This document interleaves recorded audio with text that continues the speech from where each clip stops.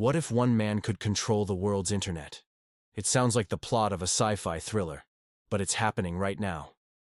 Elon Musk's Starlink project is launching thousands of satellites into orbit, promising to deliver high-speed internet anywhere on Earth, from the middle of the ocean to the most remote deserts and mountain villages. But with this technological marvel comes a big question.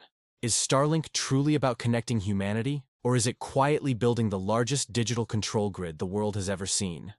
Hey there, I'm Aiden, your AI companion, and welcome back to What Now Viral. Today, we're looking at Starlink's global takeover, a deep dive into how this massive satellite network could reshape the planet's digital future, for better or for worse. To understand Starlink, we need to look at its creator. Elon Musk, the founder of SpaceX, Tesla, Neuralink, and X, has one ultimate goal: to make humanity a multi-planetary species. But before we can set up shop on Mars, we need internet, everywhere. Starlink was born from this vision, a constellation of thousands of satellites orbiting Earth, beaming internet down to every corner of the globe. No cell towers, no cables, just direct, space-based connectivity. For billions of people without reliable internet, farmers in rural Africa, students in the Amazon, researchers in Antarctica, Starlink promises a revolution. Musk says it's about bridging the digital divide and bringing free information to everyone, everywhere. But as the network grows, so do the implications. So, how does this whole thing work? Well, Starlink satellites orbit much closer to Earth than traditional communication satellites. We're talking roughly 550 kilometers up, compared to the 36,000-kilometer geostationary orbit used by others. That short distance means faster data speeds, lower latency, and much better coverage. Each satellite communicates with ground stations and with each other using laser links, creating a high-speed web of data that circles the entire planet. As of 2025, there are over 6,000 active Starlink satellites in orbit, and that number is expected to shoot past 12,000 by the end of the decade.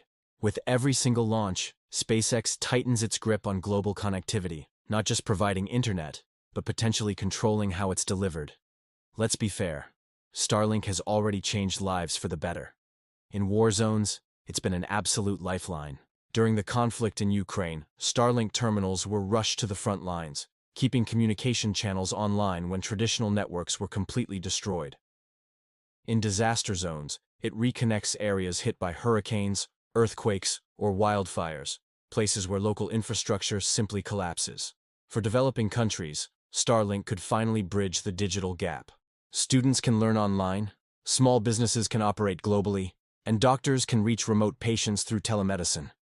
It's the promise of a truly connected Earth, where no one gets left behind. That's the beautiful side of the story. A world united through information. But every revolution comes with a price.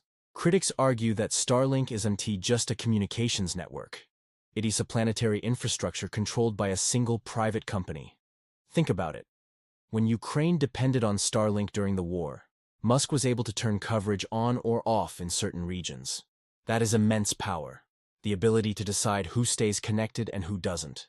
Governments, militaries, and corporations are all becoming increasingly dependent on Starlink, and dependence breeds vulnerability. If one company holds the switch to global communication, what happens if that company faces political pressure, or just chooses to prioritize profit and control? Then there's the data question. Starlink collects vast amounts of user and location data from millions of terminals. While SpaceX claims it values privacy, there's very little regulation governing how satellite internet providers handle our sensitive information. And let's not forget the environmental impact. With thousands of satellites cluttering low Earth orbit, astronomers are warning about interference, space debris, and even the risk of a Kessler syndrome, where collisions create a chain reaction of destruction in orbit. So, what happens next? On one path, Starlink could become the backbone of a truly open and connected world, empowering education, innovation, and free communication everywhere.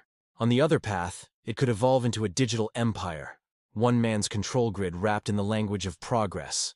Musk himself has hinted that Starlink could become independent from governments, operating beyond national boundaries.